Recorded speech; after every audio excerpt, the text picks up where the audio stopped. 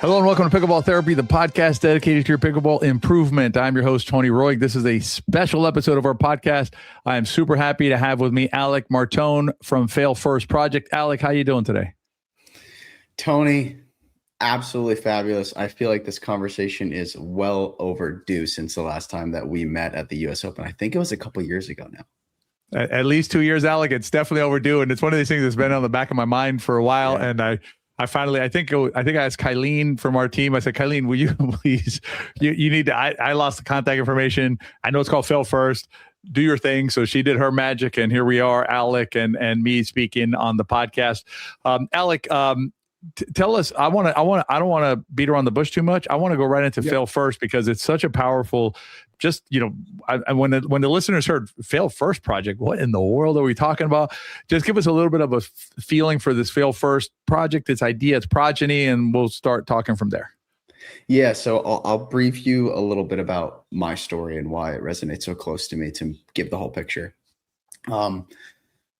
So I grew up playing high-level hockey, and long story short, in the end of my high school career, I set a lot of expectations on myself. I had a lot of external environmental factors that also set those expectations on me. A lot of people telling me that I can carry the team, win us a championship, etc. I'm a pretty emotionally in tuned individual. So at the time, I definitely had a fear of letting people down, right? Which led into this big fear of failure as a whole. And what ended up happening was I crumbled underneath it. And from hockey, that translated into baseball. So anybody that really knows my story to this point, I got the yips in baseball. So basically, I was a catcher. Pretty strong arm, can really throw at any base. And 2 times it happened where I threw it past the pitcher's head. And then it was don't miss, don't miss, don't miss, don't miss. And what happens when you're like, don't miss, don't miss, don't miss, your mind can't think in don'ts. So what happens is you miss every single time. And that just takes an emotional toll. So what ended up happening was after high school, I ended up playing college club hockey down south at the University of South Carolina. But in this space, I had so much regret. I had a chip on my shoulder. I knew the talent that I had and really wasn't able to apply myself because of what was happening between the ears. And I dove into it. So I did a long journey involved in therapy and other external things, trying to figure out what causes this, right? Like what causes this like freezing or fleeting moment? And why do some athletes even lean into it? Like when fear comes at them, they actually level up. Like the top players right now, you see Anna Lee, you see Ben, backs against the wall. They kick it not only 1 gear, but 2, 3, or 4 gears they're kicked into to really double down. So when I saw that, I wanted to dive into it.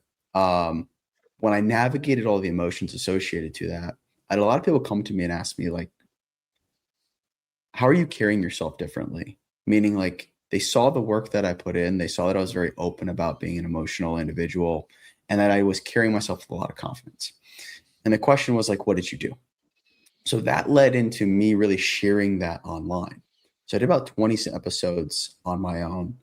And I had a lot of people give me really good feedback, saying that they could relate to it, saying that some of the stuff I was sharing that I was doing, that they were using in their lives, and it was really helping them as well try and navigate the space that they were in. So I ended up saying, you know what? Who else can I ask about these things? So I started talking to neuroscientists. I had a couple on that I reached out to for the podcast, some mental performance coaches, as well as some sports psychologists. And you can imagine that led into talking to pro athletes about what they are actually dealing with, and which led into the whole other domain, which is entrepreneurs, C-suite executives, business owners, because so much of that same domain that high-level athletes deal with translates right into business. So the Fail First project as a whole is we are trying to fail first to learn first, is really what our narrative is. Because we talked slightly off air beforehand, but it starts with that first step, which is action. So if we can say, you know what, we're willing to fail first, we're going to learn a lot faster than anybody else. But the problem is with point A and point B, there is this gap that is the unknown. And people struggle to take that step into the unknown when they don't know what's on the other side. And sometimes that gap, that time delay that's associated to the unknown can be years, can be lifetimes.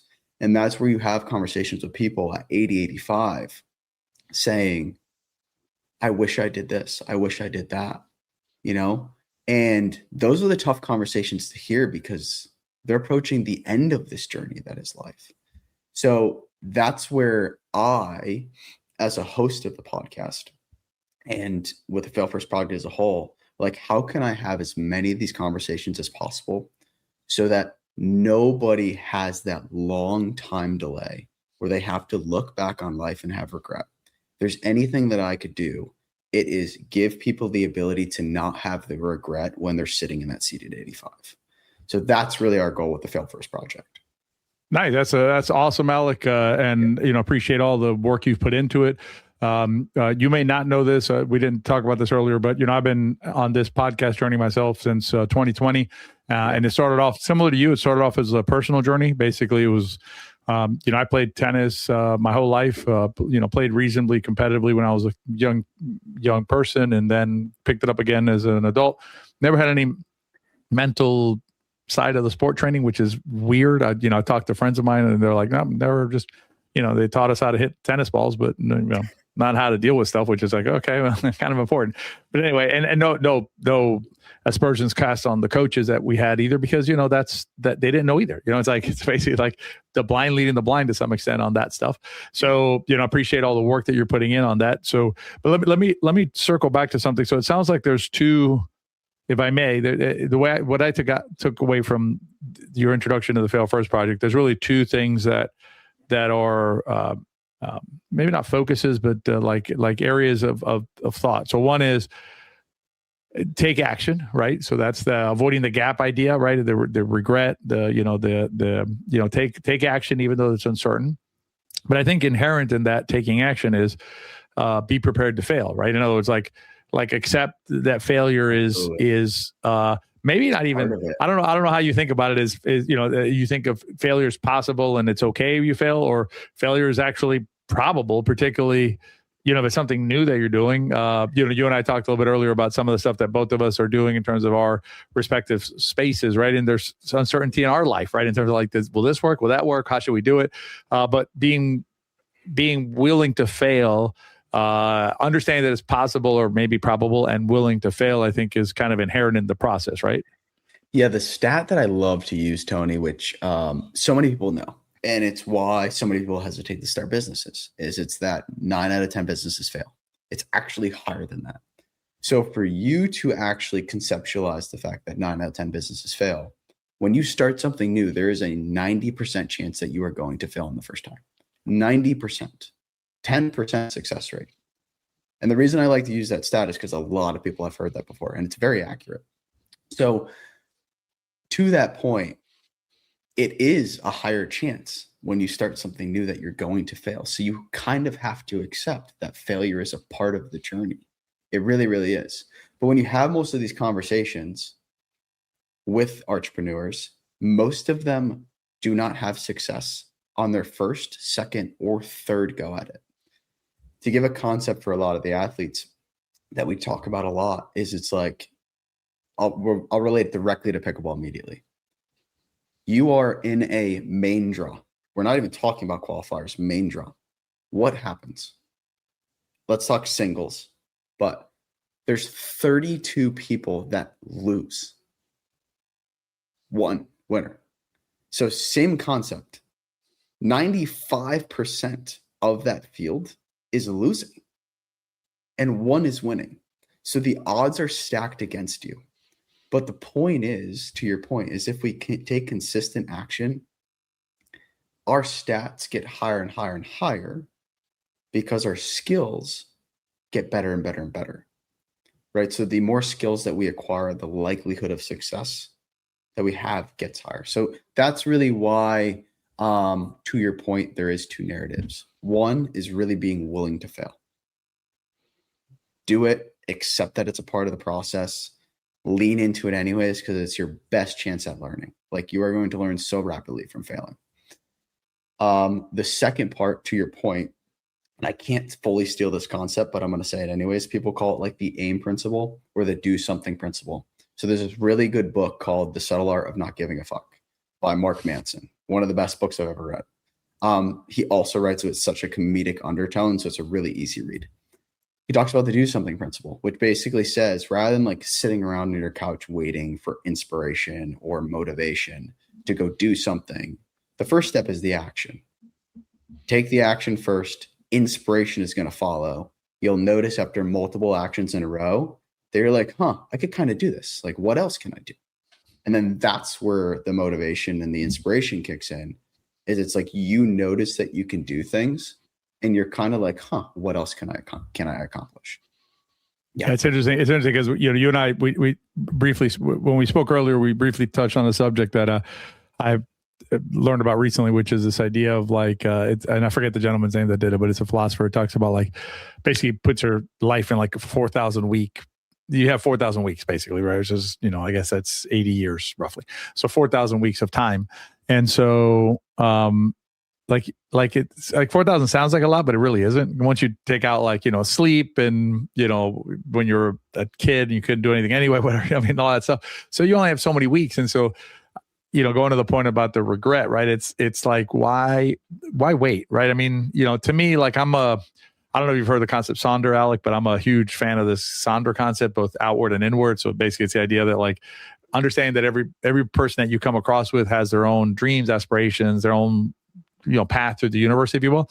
And you do too. Right. And so I'm the older I get, the more I'm like, like just go for it. As long as you're not hurting anybody else. Right. And you want to do it, knock yourself out, right? Give it a try. Who knows? And that might not be the thing. I'll tell you a quick story. I have a good friend of mine.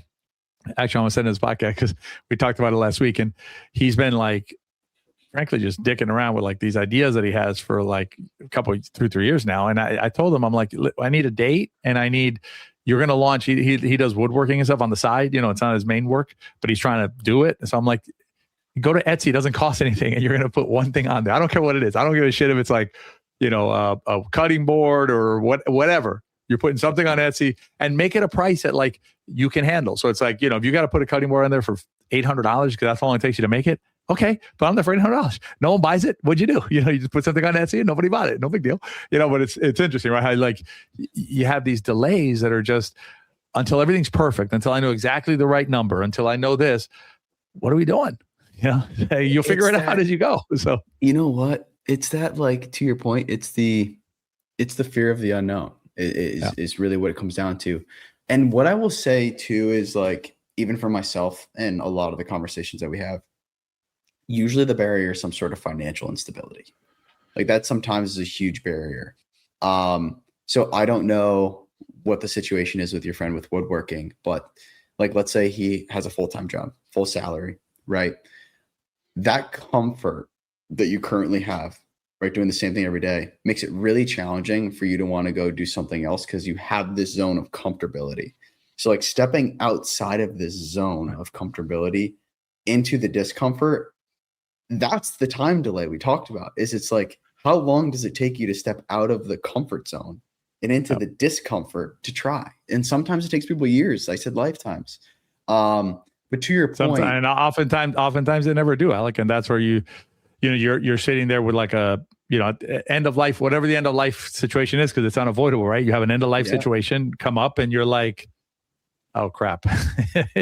I wish I had done fill in the blank. And that's I think it's gotta be like the worst feeling, and there's nothing you can do about it, at least not retroactively. Maybe you get a new lease on life and you can do something going forward, but you can't ever get those days back, those times back. So, it sounds like, I feel like it's taboo talking about death sometimes because it sounds like so satanic, right? I'm with you, man. But the thing is, like, I don't think there's anything that levels perspective more than understanding that this clock runs out at some point. And that's really why I've had the conversation about being at 85, death's knocking at your door. What do you want to do? Because I can't think of anything more, I'll say, inspiring or motivating than that, right? Especially when you're sitting in that hole and you can't take the first step. Something I want to go back to, though, because I want to be very blunt here. Not easy. So, like, I procrastinate still. So, like, it is not easy to take the first step. Like, I know it kind of seems like I may come across as it being easy. It's one of the hardest things that you're going to do often, is to step into that discomfort. Also, from a financial standpoint, there's anything that I can give from my personal experience, it is to actually, and some people say, like, take the huge leap. I would honestly hold the safety blanket while you test and trial. And the reason I'm saying that is because a mistake that I actually made that put us into about like a 6-month hole that we had to dig out of was I was in that place of comfortability, not able to cross the gap into discomfort. So what I did was I took extreme action and said, originally I was going to go part-time in my job, which I did, but then I took an extra extreme action and left it. Did I have a safety blanket of a couple of years? Yes, I did. But that goes by way quicker than you think. Way quicker than you think. So if there's anything I can give financially, it is take the discomfort steps first. Identify what the market is looking for. What I mean by that is woodworking example that you brought up. He has no idea what people are willing to pay for his actual woodwork until he posts it. Right. To your point, if it's $800 for the table, someone might buy it and he goes, holy shit. And I don't know if I could swear on this podcast, so I apologize. However, he might go, holy crap. Someone paid $800 for my table. Well, it's like, now you know that there's value to what you're doing. But you're never going to know that if you don't put it out there. If you don't put it out there, and they might go like, oh my God, this is such a good deal. This is such good quality. And I can't believe I got this for $800. So, but until you have you're putting yourself out there. I do agree, Alec, that I think, to the extent that, particularly if it's bigger picture items, right. On like growth and stuff like that, you do have to consider, everything around it. But let's dive into pickleball for a quick second, Alec, because I want to talk about a lot of the listeners to this, podcast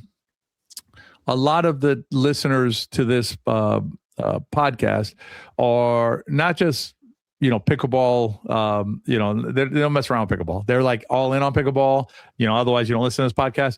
So they're on their own journeys. And I like to think about,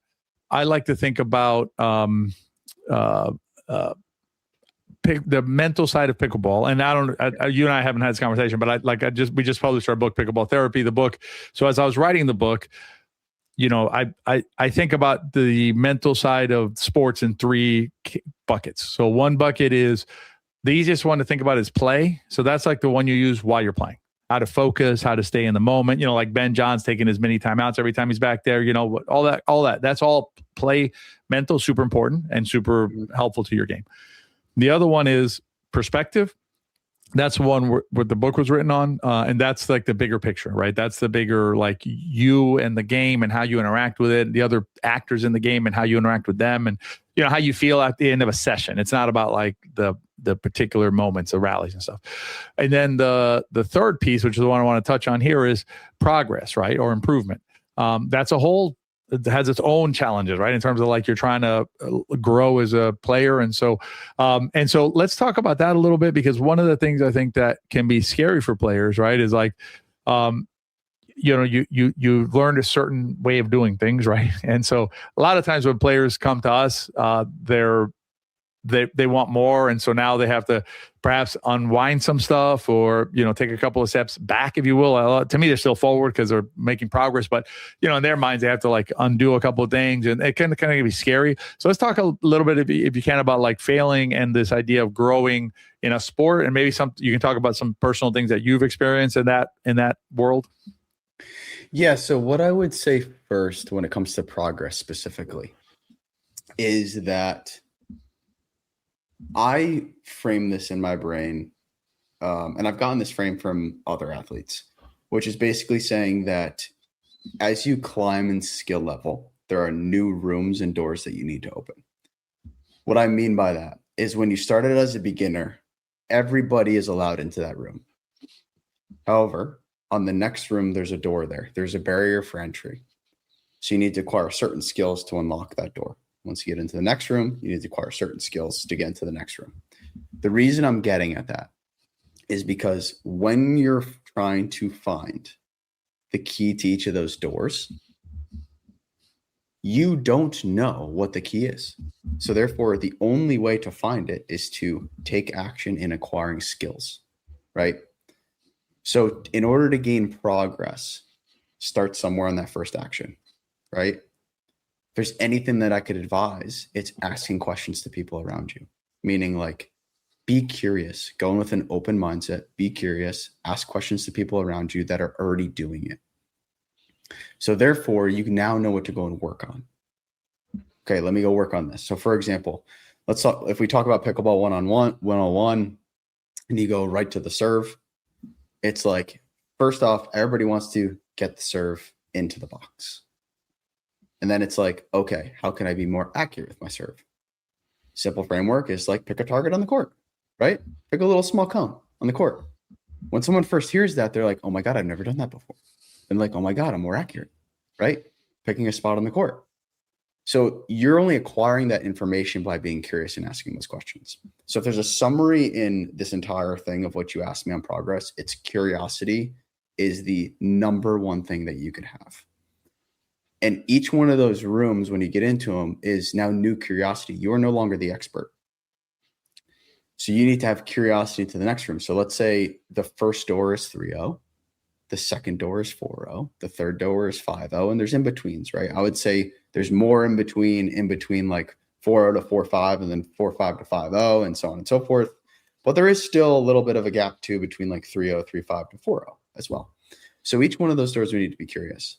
However, there's a caveat here that I think is really the kicker, which is I also encourage people to answer questions of others. And I think that is overlooked. And I get this from a coaching standpoint, as you probably know, Tony, too, is it's like you may be struggling with something yourself. And you're like, I don't know what the freak it is. Meaning like you're running through your brain on what might be doing wrong technically or strategically. And then you go and coach a player on it in your Pickleball 101 class or your 3-0 class, your 3-0 clinic. And you're like, oh my God, that's what I'm missing. So the reason that I say that is not only have the lens of curiosity, meaning asking people who are doing what you currently want to do, asking them the questions, just being curious. On the back end side of things, it's when people ask you those same questions, answer them, right? Answer them knowing from the standpoint that you're doubling down on your fundamentals by you having to learn and explain them. You're going to get better as a player. It's not like, this player is not good enough to have this conversation with. Right. It is saying to the fact of like, I am physically going to get better as a player by sharing this information with somebody else who's also curious. And one day down the line, that might pay off more for you than you think. And here's what I'll give the last piece of this. And then I'll let you ask me again if you need me to kind of chime in differently. Is like, there may come a point where that player grows quicker than you do. And by establishing that relationship early, they're going to allow you into the next room. Because that happens often, meaning like as you're growing, the player that was originally a 3-0 is now a 4-5 and you're stuck at 4-0. You already built that relationship early on. So guess what happens? You want to get to 4-5, they're now going to invite you to play. But that all starts with the early investment. And I think that is really overlooked when it comes to progressing in pickleball. Yeah, I agree with you. I think, it's interesting you said about, you're like as the player answering the other player's question, you gain something too, because in our coaching and our camps and things like that, we have, cooperative play sessions, right? Where they're trying to win the rally, but at the end of the rally, the idea is, okay, well, why don't you share with your opponents what you saw that they did that they could have done better, right? Did they help you out of the shot? They hit a short force shot that brought you forward, so you're able to attack or whatever, excuse me, things like that. So, and the key to them is like, one, it's good, kind of nice to do anyway. But number two, if you see it, like the better you see it, the better you can exploit it in the future, right? If you're able to see that, oh, I see what's happening here, then the better you're able to read the story that's being told on the pickleball court, the better you're going to play. And the other thing is, I think the idea of the rooms is an interesting way of doing it, of putting it. I'm going to have to give that some thought and maybe see if I can bring that into some of my coaching. But the idea is of like if you're not willing to answer the other players' questions, then why would I be willing to answer your question? If we live in a world of like, I'm the one who gets to ask questions but not answer questions. It's the same thing. We do the same thing with play up, play down kind of idea, because players don't want to play with players who are quote unquote below them. And I'm like, well, then why would I play with you? You want to play with me, right? I assume. So if you want to play with me, I'm not playing with you because you don't. Apparently, I don't play with players below me, right? Neither do you. So we're all in the same boat, which is it's an interesting way of looking at things, right? So I am actually so happy you brought that up because I feel like that's another thing that I've learned, and I feel like a lot of players struggle with, especially when it comes to tournaments. Is like 3 different skills are, especially mentally, from playing an opponent that you feel like is worse in skill level, playing an opponent that's at your skill level, and playing an opponent that is above your skill level. The mindset is completely different for all 3 of those. So to your point, once again, you are becoming a better player by having those practice sessions with the group that you think is a bump below your skill level. Because now you're learning how to win those games, which is completely different than you playing at your skill level or above. If I were to go into more detail, if I'm a 4-5 and I'm playing down to 4-0, the points are a lot more chaotic, right? Not as much structure, a lot more chaotic. So what can you do to put the ball in your court? A lot of it is bringing a little bit more structure to the game, right? Making the other team uncomfortable. They're used to playing more chaotic, a lot less thinking involved. Now, what you can do is you bring structure to the game. Force them to be more structured, put them into their discomfort zone. If I'm now going into 4-5, where let's say that is the level that I'm at, now the mindset is like, okay, we are all the same skill level. What's the difference maker? What do I need to look for? This is where some strategy comes into play that you talk about all the time. You're so good at breaking down matches. And it's like, what's the strategy involved? Or like, what are the weaknesses of the other team? But like, what are my strengths too? Like, are my strengths better than their weaknesses?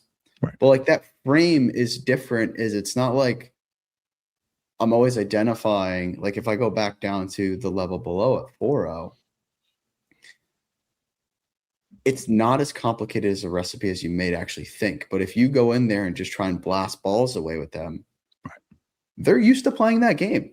You're giving up your advantage, basically. So like you're giving up your control. You may win, but why take a 65-35 proposition and make it a 52-48 proposition when you don't have to? You know what I mean? So absolutely. You're making the odds, like the randomness to the game is not in your favor, right? You're making it very, very close. Now, then if we're going up in skill level, 5-0, position I love being in, right? So a lot of people love being the underdog. However, not everybody loves that mindset. Some people love the reverse of being like the better opponent. So that varies person to person. But let's say the underdog mindset, like you now have to very strategically think, I am currently playing somebody that has more skill than I do. How can I put the odds as close in my favor as possible? They're probably not going to get to a point where I'm favored in this match. But how can I maximize my chances of winning? Go from a 22% dog to a 30% dog. Better be 30 than a 22. So yeah. Exactly. So then like it's strategically thinking through that. So like each room that you go into, the thought process is a little bit different. Long story short, it's a skill to play somebody below your skill level, at it and above. I encourage people to play at all levels. I'm not saying go play with 4-0s every single day if you are a 5-0.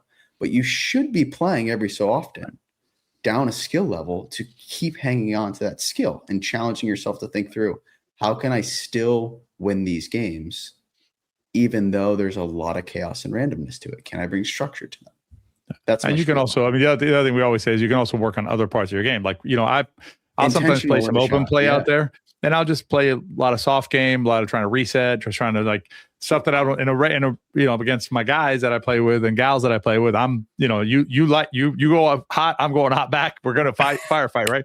But when I'm on and I pull a lot and I do a lot of stuff like that. But when I play an open play session, I'm much more chill, much more reset-y, much more, and I work on some dink concepts, move the ball around, try and stay alive, which then it translates.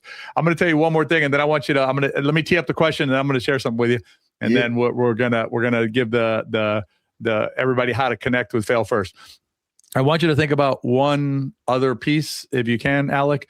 It's something you haven't shared yet that like, again, our listeners primarily is going to be, you generally it's going to be a player that's probably, not spring chickens anymore. You know what I mean? So maybe retired, maybe close to retirement, stuff like that. And most of them are looking to grow in the sport, to feel better about the sport. So I'm going to tee you up in a second. But one thing that I've noticed recently is I've been studying a lot of US Open content in the 3-5 world, because I think that's a nice area to look at in terms of like what's going on, what works, what doesn't work. And I have a video coming out that's basically going to basically just forget about the third shot drop until you're 4-0, because it's not really important part of the game, and I can show you the numbers. But what's interesting is I'm watching these matches, right? And I'm eyeballing some of these players, and I'm like, 3-5, really? You're 3-5? I'm like, all right. So then it's not hard to do. I just look up like the names of the players, and then I go, okay, what does Duper say about the match? And I'm like, I got one player 4-4. This is 3-5, 4-4, and I got another player, according to Duper's, 4-9. Now no offense to this player, he's not a 4-9, but he ain't a 3-5 either. And the 4-4 might be closer to like a 4-1, in terms of my eyeballing it, but they ain't no 3-5. And I'm just like, it's crazy, man, how players will just basically play down. But we don't have to touch on that one. I just wanted to share with you because you mentioned that thing. But so one message, if you have it, Alec, or something that we didn't touch on, or something you want to expand on that might help a player out there who, let's say they're 3-5, trying to get to 3-7 or 4-0, trying to get to 4-1 or whatever, beginner trying to get to wherever they want to get to, or however you want to frame it. Someone who wants to feel better about their engagement with this beautiful sport of pickleball, some kind of parting words that you might have to share with them. Yeah, I have something that completely changed the way I go about playing games. And the reason I'm saying that is because I still, just like everybody else, gets nervous in the games you play. I still underperform. I still overperform. However, there is something that completely changed the way that I think about matches. And I'm going to give it to you right now, okay? When you think about playing a game, pickleball is a game of problem solving. So realistically, regardless of the score, I like to think of it as a time clock, meaning the time is to 11. I did not necessarily lose the match. I just ran out of time while I was problem solving through this game. So the best thing that I feel like you could do as a player is problem solve the entire match. And unfortunately, you eventually run out of time. So it's not associated to winning and losing. It is the fact of I just couldn't find the solution before the clock got to 0. That is one of the best frameworks I can use and give away during every game that you play, because you're no longer focused on winning and beating somebody you should or losing to someone you shouldn't. It is about I am looking for the recipe and the solution to the problem in front of me. And sometimes the clock just runs out before I find it. I love it. Yeah. I love that idea. The problem solving and coming at it as it's a challenging game. And, we tell our players all the time, we're like, pickleball is supposed to be challenging. If it wasn't challenging, you wouldn't come back. You wouldn't play it, because the whole point of it is that the variables change, who you're playing against, how you're feeling that day, the wind condition, whatever. I mean, there's a bunch of variables that come into the game, and being able to navigate those in real time is beautiful. Alec, if players out there want to follow you, we talked earlier, Instagram is probably a good entry point you had mentioned. So how can they find you on Instagram? Yeah, so really across all platforms, it would be at Fail First Podcast, whether that is Instagram, YouTube, TikTok, or we started to release some mindset work on X as well, or Twitter. But main thing that we post everything to is Instagram. So if you want to be up to date with the latest stuff, it's at Fail First Podcast on Instagram. So you can keep up with us. And is it first the number 1 ST, or is it first written out? All written out. So it'll be at Fail, FAIL, First FIRST Podcast. Fail at Fail First Podcast, all spelled out. And we'll put that in the show notes. Alec, it was a pleasure spending this time with you. Really appreciate you giving up your time to our players and sharing your personal story. I think it's always helpful to hear, that other players have their own journeys, their own struggles, their own ups and downs, and that's a normal thing for anybody listening. And for sharing some of the principles that you've been studying and developing with the neuroscientists and players and other folks that you've talked to, and appreciate everything you're doing, Alec. Not just for pickleball, but for society at large, to help us continue to grow as humans, and understanding that failing is just a part of the deal. Anybody out there listening, follow Alec on Fail First Podcast, Instagram, anywhere else. And Alec, they can also find you. The Fail First Podcast is a podcast, so they can look for the podcast wherever they're listening to this podcast. You can type in Fail First, go there and listen to Alec with his teachings. Alec, really appreciate your time today. Tony, I just want to take a minute to say thank you. I mean, these are the conversations that I love having. Really diving in to two pieces, right? It's the vulnerability about failure. It's not easy to talk about, and the transparency behind it. But also, I'm also a pickleball junkie, studying this game like all of us. And there's something so cool about this game that brings so many people together, diversity across the entire board, accessibility, as well as age. So I'm very thankful for it. And I'm very thankful that we got to have this conversation today. So thank you, Tony. Thanks, Alec. And we'll see you. This is a special episode. We'll see you this Friday, a regular episode of Pickleball Therapy. Everybody out there, be well.